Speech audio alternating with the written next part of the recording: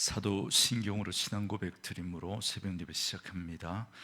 전능하사 천지를 만드신 하나님 아버지를 내가 믿사오며 그 외아들 우리 주 예수 그리스도를 믿사오니 이는 성령으로 잉태하사 동정녀 마리아에게 나시고 본디오 빌라도에게 고난을 받으사 십자가에 못 박혀 죽으시고 장사한 지 사흘 만에 죽은 자 가운데서 다시 살아나시며 하늘에 오르사 전능하신 하나님 우편에 앉아 계시다가 저리로서 산자와 죽은 자를 심판하러 오시리라. 성령을 믿사오며 거룩한 공회와 성도가 서로 교통하는 것과 죄를 사하여 주시는 것과 몸이 다시 사는 것과 영원히 사는 것을 믿사옵나이다. 아멘.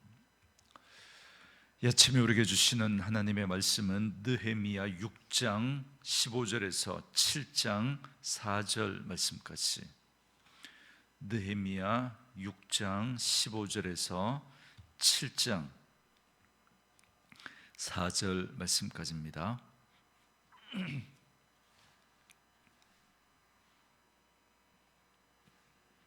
느헤미야 6장 15절부터 우리 말씀 찾으셨으면 한 목소리로 같이 읽습니다. 성벽 역사가 52일 만인 엘룰월 25일에 끝남에 우리의 모든 대적과 주위에 있는 이방 족속들이 이를 듣고 다 두려워하여 크게 낙담하였으니 그들이 우리 하나님께서 이 역사를 이루신 것을 알미니라. 또한 그때 유다의 귀족들이 여러 번 도비아에게 편지하였고 도비아의 편지도 그들에게 이르렀으니 도비아는 아라의 아들 스가냐의 사위가 되었고 도비아의 아들 여호하난도 베레가의 아들 무술람의 딸을 아내로 맞이하였으므로 유다에서 그와 동맹한 자가 많음이라.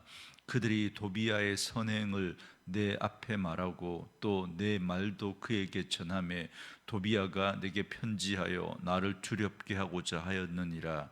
성벽이 건축됨에 문짝을 달고 문지기와 노래하는 자들과 레위 사람들을 세운 후에 내 아우 하나니와 영문의 관원 하나냐가 함께 예루살렘을 다스리게 하였는데 하나냐는 충성스러운 사람이요 하나님을 경외함이 무리 중에 뛰어난지라. 내가 그들에게 이르기를 해가 높이 뜨기 전에 예루살렘 성문을 열지 말고 오직 파수할 때 곧 문을 닫고 빗장을 치르며 또 예루살렘 주민이 각각 자기가 지키는 곳에서 파수하되 자기 집 맞은편을 지키게 하라였노니 그 성읍은 광대하고 그 주민은 적으며 가옥은 미처 건축하지 못하였음이니라.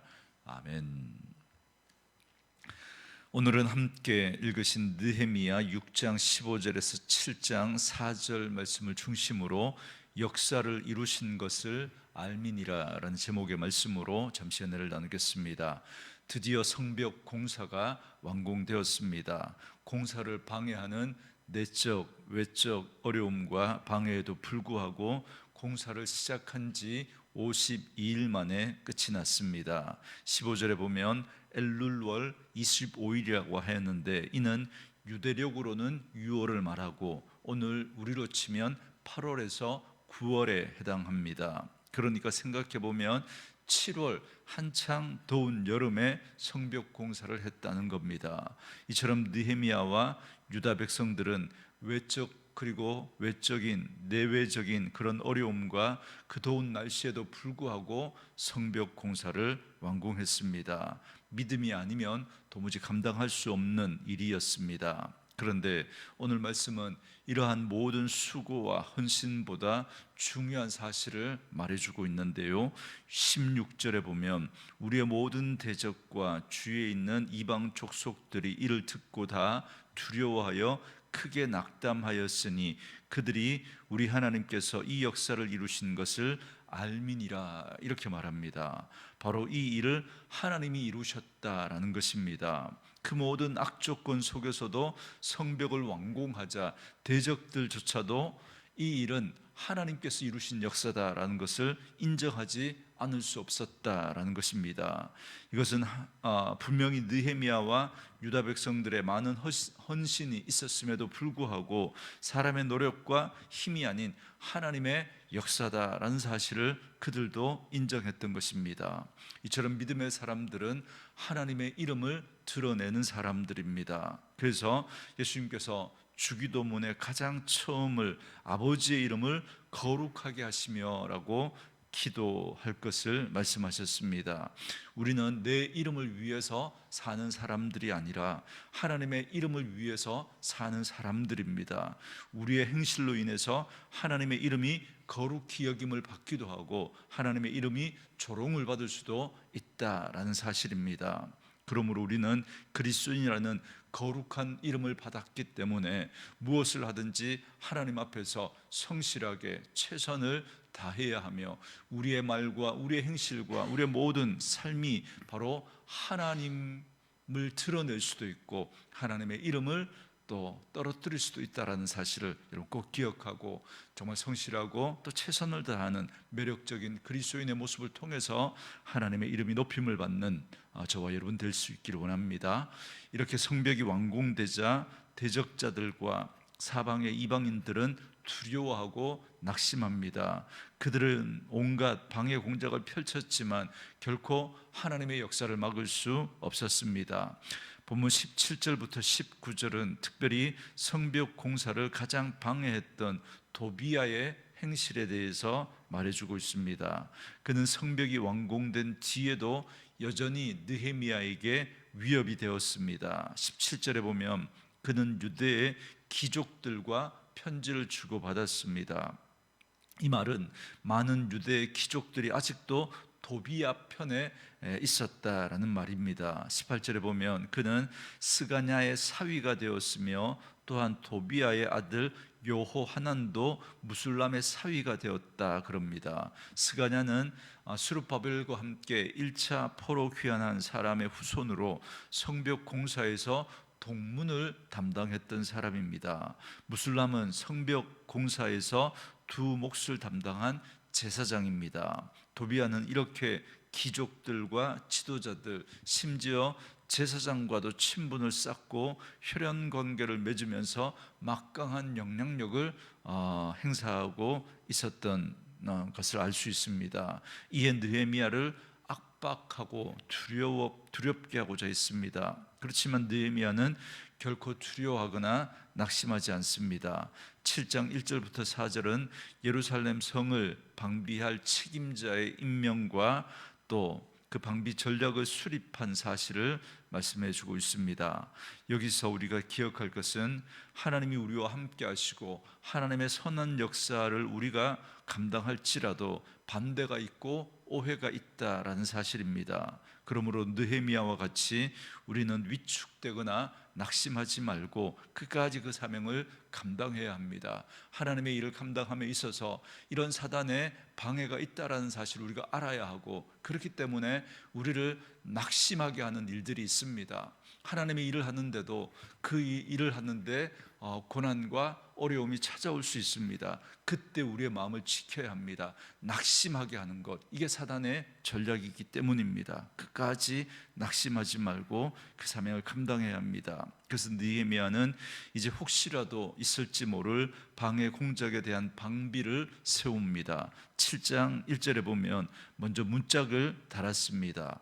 이제 비로소 완전한 성의 모습을 갖추었다고 할 수 있습니다. 그러나 그것이 끝이 아닙니다. 성을 세웠으면 문지기를 세우는 것은 당연합니다. 그런데 왜 문지기와 함께 노래하는 자들과 레위인을 함께 세웁니까?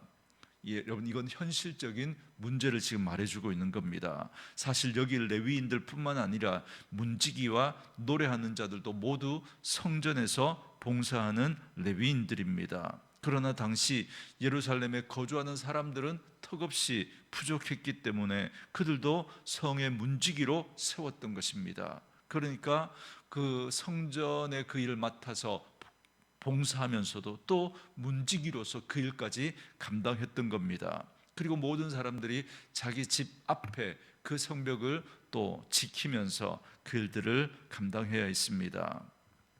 느헤미야는 예루살렘을 바르게 이끌어갈 지도자를 세웠던 겁니다. 2절에 지도자 두 사람의 이름이 나오는데 하나니와 하나냐입니다. 느헤미야는 자신처럼 하나님의 일을 열정을 가지고 순전한 마음으로 감당할 사람들을 택해서 세웠던 겁니다. 하나니는 느헤미야의 동생입니다.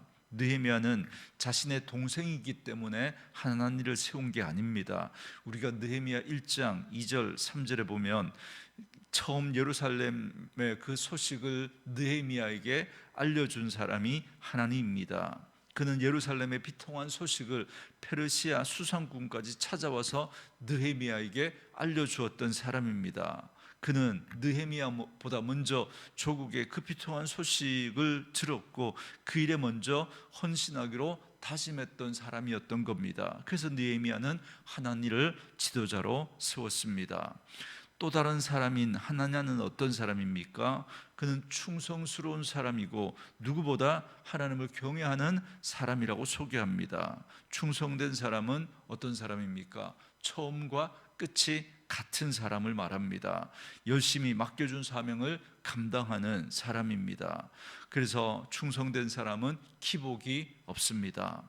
일이 잘 되든 안 되든 힘들든 그렇지 않든 간에 흔들림 없이 한결같은 모습으로 그 일을 감당하는 사람이 충성된 사람입니다. 금방 뜨거워졌다가 또 상황이 바뀌어져 버리면 또 식어져 버리는 그런 사람이 아닙니다. 이처럼 느헤미야는 재능이나 학식이나 지혜와 능력으로 사람을 세운 것이 아니라 하나냐의 이 충성스러운 믿음을 보고 그를 지도자로 세웠던 겁니다. 그리고 마지막으로 3절과 4절에 보면 느헤미야가 새로운 일을 맡아서 일하게 된 사람들을 불러서 이렇게 말합니다. 해가 높이 뜬 후에 성문을 열고 파수꾼이 근무 중일 때, 그러니까 밤에는 문을 닫고 빗장을 지를 것이다, 이렇게 말합니다. 그리고 주민들은 각기 자기 집 맞은편을 지키게 하라고 했습니다. 성벽은 이제 견고하게 세웠지만 이를 지킬 인구가 턱없이 부족했기 때문에 안전에 취약했습니다. 그래서 느헤미야는 제한된 시간에만 성문을 개방하게 하고 그 외에는 문에 빗장을 질러서 철통같이 방어하고 어느 누구도 성벽을 기어오르지 못하도록 철저하게 방비하게 한 겁니다. 이처럼 성벽은 다 완성되고 예루살렘의 외적인 안전이 어느 정도 확보되었지만 여전히 위협은 남아 있었습니다.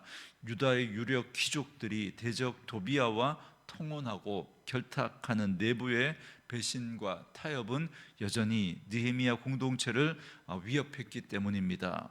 여러분, 개혁에는 마침표가 없는 법입니다. 눈에 보이는 성벽이 세워진 후에도 말씀과 기도로 무장해서 죄와 타협하려는 내부의 유혹을 끊임없이 경계해야 합니다. 그래서 느헤미야는 성벽 완공 후에 그의 아우 하나니와 하나님을 경외함이 뛰어난 하나냐를 세워서 성을 관리하게 했습니다. 또한 성문 개방 시간을 제한하고 주민이 자기 집 맞은편을 지키도록 명령합니다. 이는 하나님의 은혜로 세운 공동체를 지키기 위한 구체적이고 현실적인 방비가 필요하다라는 사실을 보여줍니다. 우리가 늘 하나님의 은혜 가운데 살아가야 하지만, 그러나 현실적인 문제 앞에서 우리의 주어진 일들을 이처럼 철저하게 또 잘 준비하고 또 감당하는 그런 노력들이 필요합니다. 우리의 신앙 생활 가운데 또 교회를 세워가는 믿음의 삶은 느헤미야의 성벽 재건과도 같다라고 말할 수 있습니다. 우리가 하나님의 은혜로 구원받고 거룩한 공동체에 속하게 되었지만 이것이 끝이 아닙니다. 악한 마귀의 세력은 끊임없이 우리를 넘어뜨리려고 기회를 엿보기 때문입니다. 그렇기 때문에 우리는 늘 깨어서 충성스러운 영적인 파수꾼이 되어야 합니다. 그러므로 오늘 우리가 속한 공동체, 특별히 가정과 교회에 맡겨진 그 자리를 충성스럽게 잘 지키고 믿음으로 섬기고, 그래서 우리가 속한 공동체, 우리 가정과 교회가 늘 하나님의 은혜 가운데 든든히 세워져 갈 수 있어야 합니다. 여러분, 허무는 것은 하루아침이지만 여러분, 세우는 것은 여러분 오랜 시간이 걸리고, 세운 후에도 이를 우리가 잘 지켜나가는 것은 결코 쉬운 일이 아닙니다. 오늘도 하나님의 말씀으로 이 하루를 시작하는 저와 여러분에게 이 은혜와 이 지혜가 있어서 하나님의 몸된 교회를 말씀과 기도로, 또 그리고 우리의 주어진 삶 속에서 최선을 다하는 모습을 통해서 아름답게 세워가고, 또 말씀으로 잘 지켜가는 그런 은혜가 있기를 주의 이름으로 축원합니다. 주신 말씀 묵상하시면서 우리 이 찬양 함께 들으시며 기도하는 시간 갖겠습니다.